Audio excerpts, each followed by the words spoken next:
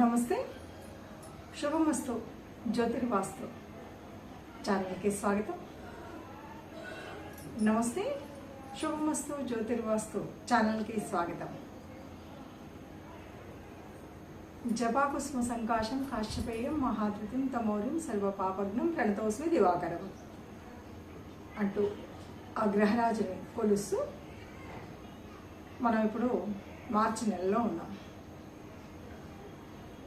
మార్చి నెలలో 28వ తారీఖు మనకి షష్టగ్రహ కూటమి ఏర్పడుతుంది అన్నది దాదాపుగా ఇప్పుడు మామూలు సామాన్యులకు కూడా అందరికీ తెలుసు.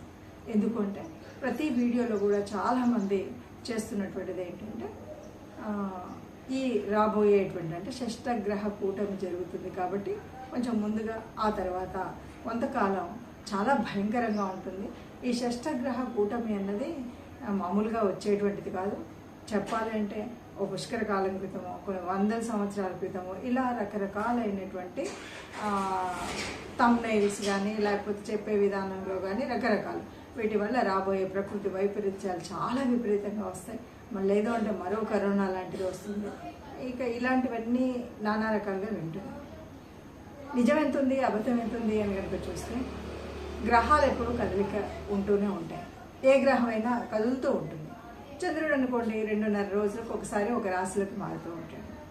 15 రోజులకి, నెల రోజులకి, 45 రోజులకి ఇలా మనకి ఒక్కొక్క గ్రహం ఒక్కొక్క రాశి మారుతుంది. ఇక పెద్ద గ్రహాలు అయితే కొంతకాలం పడుతుంది. సరే, ఏది ఏమైనా గ్రహాలు మారుతూ ఉన్నప్పుడు ఆ నియమంలో అలా మారుతూ ఉన్నప్పుడు ఒక్కొక్కసారి ఒక్కొక్క దాంట్లో 2 గ్రహాలు, 3 గ్రహాలు, 4 గ్రహాలు, 5 గ్రహాలు ఇలా ఉంటుంటాయి. అయితే 2, 3, 4, 5 వరకు కూడా కొద్దిగా పర్వాలేదు. 4 గ్రహాల వరకు సర్వసాధారణంగా కనబడితే 5వ గ్రహం అప్పుడప్పుడు వస్తుందంటారు. ఇక 6వ గ్రహం అన్నది అంత తొందరగా రాదు. అంటే 6 గ్రహాలు ఒక చోట ఉండడం అనేటువంటిది చాలా తొందరగా కనబడేటువంటిది కాదు. అప్పుడప్పుడు కనబడుతూ ఉంటుంది. అప్పుడప్పుడు అంటే సంవత్సరాలు అక్కర్లేదు. కాకపోతే ఈ గ్రహాలు అనేటువంటివి కొద్దిగా మిగతా వాటితో పోలిస్తే కొద్దిగా ఆలస్యంగా కలుస్తాయి. సరే, ఇక ఏదేమన్నా ఈ గ్రహాలు కలుస్తూ ఉన్నప్పుడు మరి ఇలా ఉన్నప్పుడు ఏదైనా చెడు జరుగుతుందా? ఏదైనా అంటే మంచి చెడు 2 ఉంటాయి. గోచార రీత్యా మనం చూస్తున్నాం కదా. గోచార రీత్యా చూసినప్పుడు మనకు నిజమైన గ్రహ జాతకం ఒకటి ఉంటుంది కదా. దాని ప్రకారంగా గ్రహాలు ఎలా ఉన్నాయి, ఏంటి, నడుస్తున్నటువంటి దశ ఏంటి, అంతర్దశ ఏంటి, వీటన్నిటి మీద ఉంటుంది.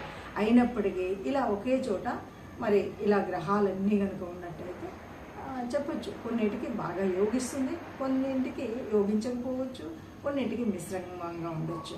అంతలోనే ఇక జీవితకాలం అంతా అయిపోయింది అన్నది అయితే కాదు. మరి ఎలా ఉంటుంది ఏంటి అన్నది ఒక్కొక్క రాశిని చూద్దాం. ఒక్కొక్క రాశికి ఎలా ఉంటుంది.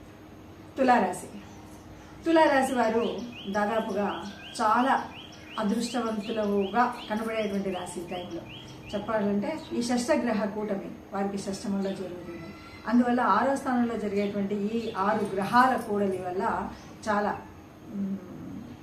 హ్యాపీగా ఉంటారని చెప్పొచ్చు. ఇందులో ఒక ఆర్థిక వ్యవస్థలో, ఆరోగ్య వ్యవస్థలో, వీరి మాట చెల్లుబాటులో, వీరు చేసేటువంటి పనుల్లో, వీరి నాయకత్వంలో, వీరు ఉండేటువంటి చోట, బయట, ఉద్యోగ స్థానంలో, ఇంట బయట అన్నింటా ఎక్కడైనా సరే హాయిగా ముందంజ వేస్తూ ముందుకు వెళ్ళగలిగేటువంటి స్థితిలో తులారాశి వాళ్ళు ఉంటారు.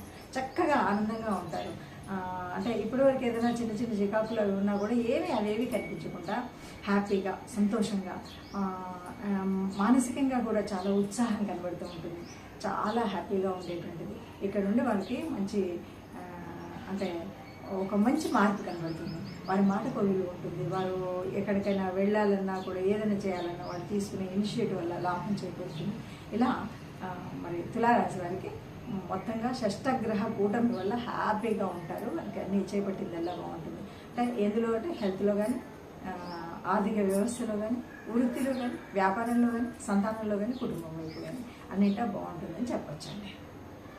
ఈ గ్రహాల యొక్క వేగాన్ని బట్టి ఒక్కొక్కసారి 2 గ్రహాలు, 3, 4, 5, 6 ఇలా గ్రహాలు కలుస్తూ ఉంటాయి. ఈ గ్రహ కూటమి అన్నది అంటే అలా ఉన్నంతలో ఇబ్బంది అంటే మనం ఇప్పుడు వరకు చెప్పుకున్నటువంటి ఫలితం వల్ల ఏంటి అంటే కొద్దిగా ఇబ్బంది ఉంటుంది. దానికి కావాల్సినటువంటి గ్రహాల యొక్క పరిహారం ఏమీ లేదండి, నవగ్రహ ఆరాధన చేయండి. ఈ 2 నెలలు కూడా మీరు నవగ్రహ ఆరాధన చేయండి. అన్నింటికి మించి ఆ గ్రహ రాజు అయినటువంటి సూర్యుడికి సూర్య నమస్కారాలు చేయండి. ఆరోగ్యపరంగా హాయిగా ఉంటారు. అందరూ కూడా చేయాల్సినటువంటిది సూర్యగ్రహానికి అంటే సూర్య నమస్కారం రోజు చేయండి. లేదు ఆదిత్య హృదయం వినండి. లేదు అంటే మీకు వీలైనప్పుడల్లా ఈ 2 నెలలలో నవగ్రహ మండపానికి వెళ్ళి ప్రదక్షిణ చేయండి. ఇది చేస్తే చాలు. లేదు ఏదో నాకు ఇంకా ఇబ్బంది కలిగినట్టు అనిపిస్తుంది కొద్దిగా అలా అంటే ఏదైనా గోశాలకు వెళ్ళండి, గోమాతకి ఇంత గోగ్రాసం పెట్టండి.